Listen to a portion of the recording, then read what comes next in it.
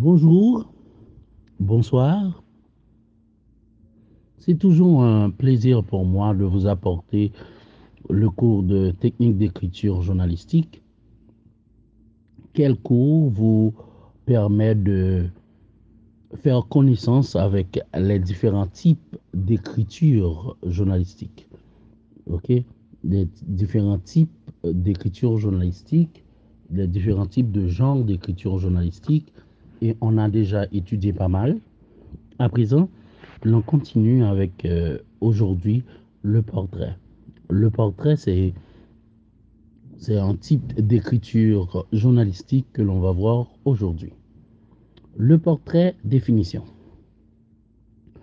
Le portrait dessine la personnalité de quelqu'un à travers ses caractéristiques, comme biographie, déclaration, manière d'être, apparence physique, cadre de vie, activité, etc.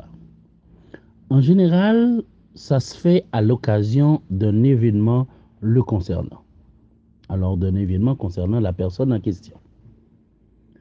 Le portrait rassemble des éléments dispersés comme aspect physique, comportement, langage, pensée, habitude, citation, anecdote. Il peut avoir des formes et des longueurs très différentes. De l'interview en 3 questions à la photo légende ou au mini-reportage sur 2 pages de magazine. Maintenant, voyons l'objectif du portrait. Décrit la personnalité de quelqu'un. Nous avons vu tout à l'heure que le portrait, c'est quelque chose qui retrace la personnalité d'une personne, qui retrace le mode de vie d'une personne. On pourrait parler de biographie, mais c'est plus large qu'une biographie. OK? OK. Alors, le portrait va. C'est pour ça qu'on base le portrait sur 3 éléments. On dit dans un premier temps que pour faire le portrait de quelqu'un, il faut faire un interview avec la personne. Question d'avoir des interrogations ou de trouver des réponses aux interrogations les plus profondes. OK?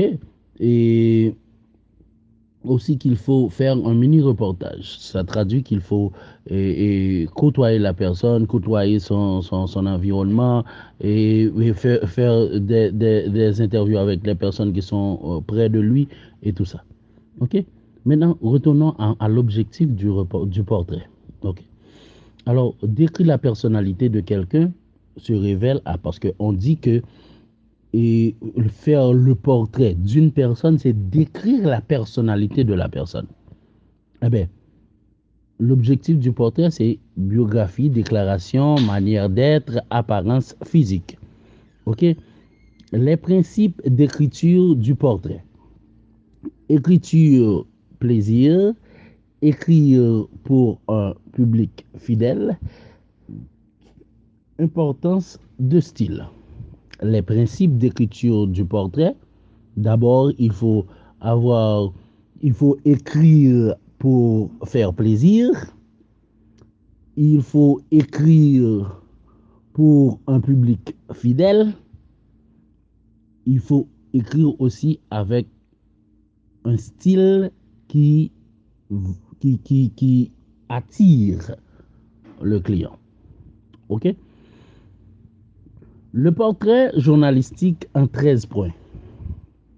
OK?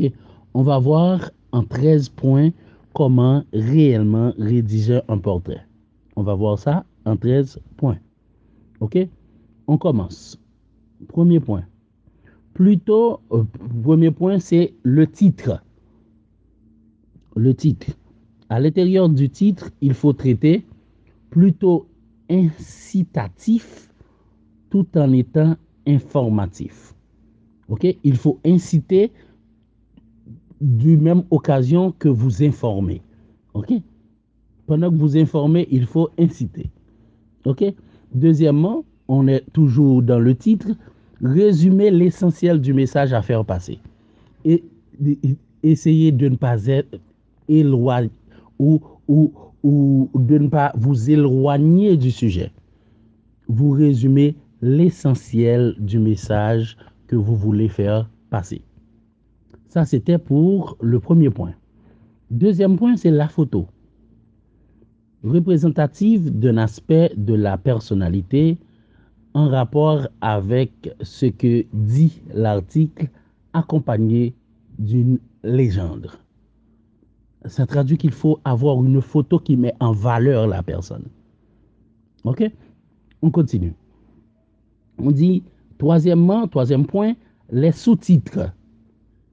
Mention de portrait, résumé de chaque paragraphe, changement de rubrique. Les sous-titres. Les sous-titres doivent faire mention du portrait, résumer chaque paragraphe. Ça traduit que les sous-titres seraient des titres à chaque paragraphe ou changer de rubrique ou des sous-titres pour changer de rubrique. On continue. Quatrième point. Le chapeau. Court, résumer l'essentiel. Quand on dit le chapeau, c'est comme faire une annonce assez brève de ce que tu vas faire en termes une annonce qui accroche, une annonce qui accroche, ok, qui donne l'envie à la personne qui va lire ou à la personne qui va vous écouter. Il faut résumer un chapeau qui accroche, ok. Cinquièmement, on a l'attaque, le premier paragraphe. OK? Eh bien, l'attaque, quand on dit l'attaque, le premier paragraphe, vous savez que quand on parle d'attaque, il va falloir que vous montrez au lecteur ou aux auditeurs que ce que vous allez faire est d'une importance capitale. OK, nous continuons avec 6.6. Application du principe de redondance. La même idée est répétée et reformulée. Titre, chapeau, attaque. OK? Septième. Les paragraphes suivants, 2, 3, évoquent la biographie du personnage. Ça traduit que quand vous arrivez dans les paragraphes 4, il faut faire la biographie du personnage. Et dans la biographie, on trouve possibilité de commencer par le contexte du portrait, situation présente, enfance, passé, n'importe quoi et un rapport avec la personne personnellement. OK? Huitième point. Le tri des informations est fait. Le tri des informations est fait. Quand on parle du tri des informations, on fait passer un nombre d'informations limité. La rubrique des dates récapitule les moments importants. OK? L'on continue. On est à 8e point. 9e point. Des citations judicieusement choisies et courtes. OK? Des citations ayant un rapport avec le personnage, bien sûr. On donne à entendre. OK? Il faut que les citations soient attirantes. OK? OK. 10e point. Le moment et le lieu de la rencontre sont évoqués. On donne à voir. OK? 11e point, la chute. Là, nous arrivons à la conclusion.